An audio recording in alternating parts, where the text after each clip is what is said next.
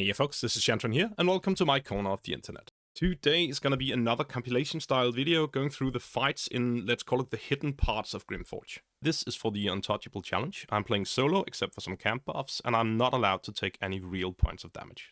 Okay, so here we go. We are up in the rafters, and this is a Hellspore and Merregon fight. I have Shovel Invisible and move her in there to start the fight. And now they're all caught in combat and won't be patrolling, which means I can get the other guys there. When I fly the Mephits up there, they're gonna enter combat right away, but they won't have used their movement. Movement is one of the resources that does not get reset upon, is not spent, upon entering combat.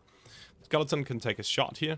There's another resource as well that isn't spent upon entering combat, which I will show you in a second. So we're gonna use Synthar here, and we're gonna enter combat with our reaction. And because of the way it's scripted, it means that we are gonna get our reaction back once in combat, because it changes turns, and I think they updated it at one point to not give you back your bonus action and action if you had used those to enter combat. But for some reason they didn't choose to do that with your reaction. It's only for the sport route, I think that's relevant, so it should be fine. Just going through his abilities here to check whether there's anything really interesting, and there wasn't.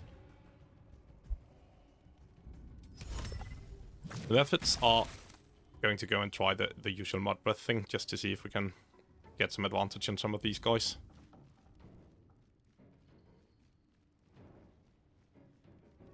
Maybe even slow down the Merrigan. There we go. So, get the Mephits out of the way and start dealing some damage. I'm gonna take out the Merrigan first, I think. I already got my extra action from Bloodlust by killing the first Hellspore with Halo. We might as well throw all of it into the Merrigan here and get him out of the way. They're surprised, so they won't get the action anyways. And we have two decent targets to block Bloodlust off on next turn.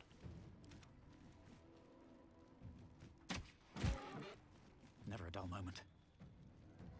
Nice amount of damage there, must admit. I think that was quite a high roll. And let's just finish them off here. Simple fight. Easy peasy. The next one we are going to take a look at is the Armors fight. I have fetched my Saucer Blooms for this. Cast Enhance leap on myself just to be able to make it over there. With the amount of jump distance we have at this point, it's quite easy to get around. Being in stealth here means that you can go and place out the Saucer Blooms as you please, and they are gonna shut down the Enhanced Armors totally. So it's not really a fight. I've included it anyways because it is, I guess, could be a fight. Out of turn-based again there.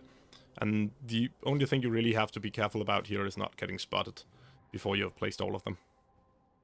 You can't jump through their line of sight. Maybe it's because of the Saucer Bloom shutting them down, or maybe it's not. I'm not entirely certain. I'm still gonna be a little, what's it called? Cautious here. What I'm looking for. Last Saucer Bloom out. None of the armors are gonna be able to do anything now. So at this point, we're just mopping them up. I apparently could get noticed by them there, because it started combat going into that, so I'm happy that that did not happen earlier when I was jumping through. It wouldn't have done too much. They're not the hardest opponents, but they do have quite high armor class, meaning that it's a lot easier to deal with them like this.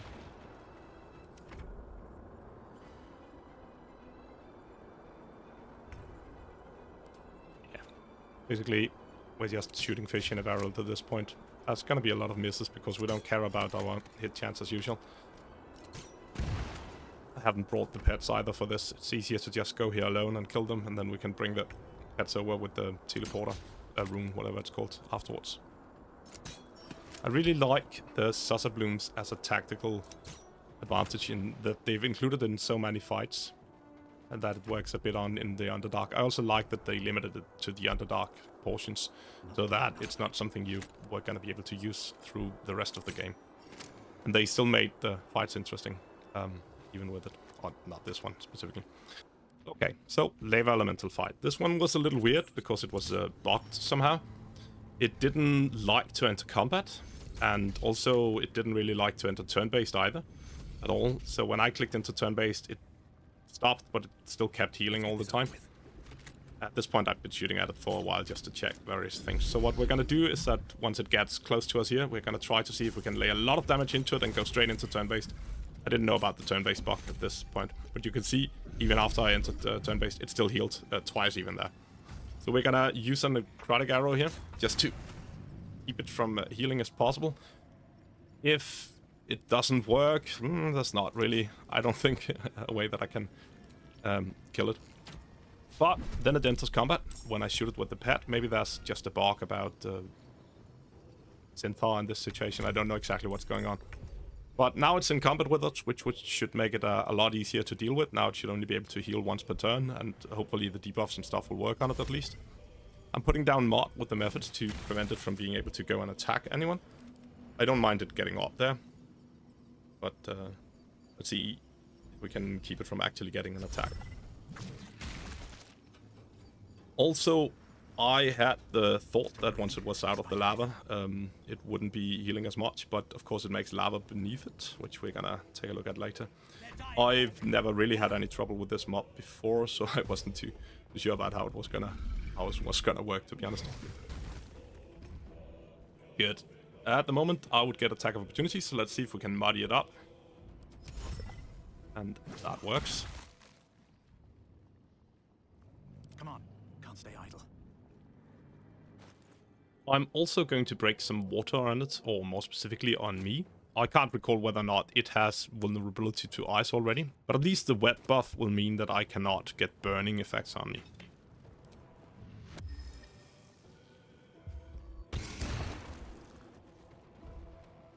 And at this point we should just really start dealing it some damage. See if we can out-damage the healing. I thought it was not gonna heal. That is why I don't use a necrotic arrow here, because I thought it wasn't gonna be standing in lava.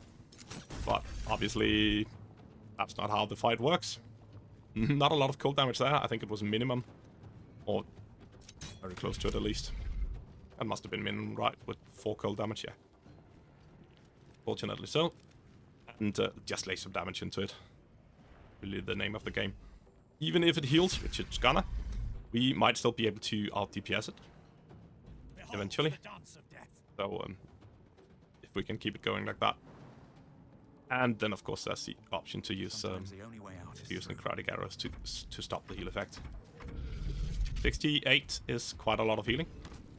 And I think I'm gonna start off with my pets rather than just using the necrotic arrow right away to see if I can get it low enough.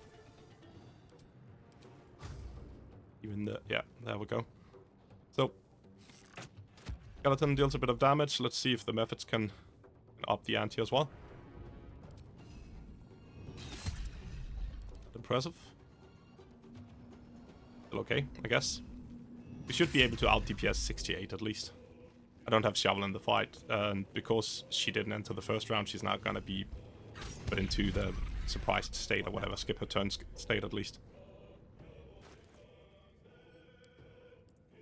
There's a little bit of fiddling around here, because I have 2 hurt pets at this moment, and I might as well use the chance now that I need to use a healing potion on Synthar anyways, to heal up the pets. So I'm gonna fly the Mephit into position next to Shovel, who can't move, and then I'm gonna move myself over there as well and break the potion. Fiddly, fiddly, fiddly. Time to push my luck again.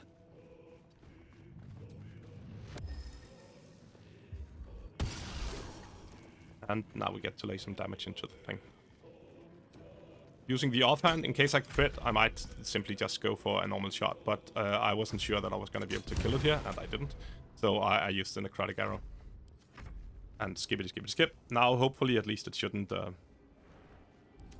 heal for the next round, so we don't have to use too much time on it again. That seems to be an okay use of a necrotic arrow. I'm a little scared that it's going to slam Shovel instead, but luckily it goes for Synthar. Does deal a little bit of damage back to Shovel anyways, with the fire eruption thingy. And there we go with the dead lava elemental. Get Shovel and Synthar out of the fire before they start burning, right? On to the last fight. This is a Magma Mephit fight. I am opening the fight by moving a Mephit down there. These Mephits have drunk an elixir of alertness, both of them, so they cannot be surprised. Since they're the only ones in the fight from the beginning, no one is surprised. Synthar actually does get surprised, but because he's not in turn-based, it doesn't matter. It's just gonna tick off. You didn't get to see it here, but he does actually get surprised in this situation. These boots have seen everything. And now I can just sit up so that I'm ready to actually deal with the fight while they're stuck down there. I move Synthar down there. The idea is that I'm hoping that the Mephits are gonna go for him rather than going for anyone else. And since I'm out of combat, I might as well just drink the potion to get my dip effect. And there we go.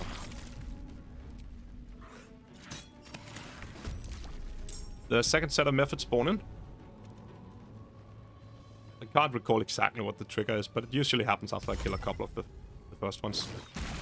So muddy them up to see if we can slow them down enough to make them go for Synthar and get advantage, of course. I have stacked up my armor class for this fight, rather than go for the extra damage from stuff like Gloves of Archery and Caustic Band. I'm using the extra armor class on those 2 slots instead. I think they're called Wondrous gloves, and then of course the Ring of Protection. Can't slow down. Just to basically make the Mephits not be able to do anything to Synthar. We have a nice shot from up here with the skeleton as well. We might as well take it. We even get a kill. It's awesome. Now let's just skip through. I should have moved the Mephits a little further away, it turns out, but I thought they were at a safe distance. Nopes. This guy flies over and attacks Synthar. I think it's the only one who actually can get to reach and attack. So maybe I should have moved Synthar in closer. That would have made for a better position, so they would just all stack up on him. But also their chance to hit is... It's like 5%, 1 on 20 or something like that, and I don't really want to get critted by them either, so... Maybe this is okay anyways.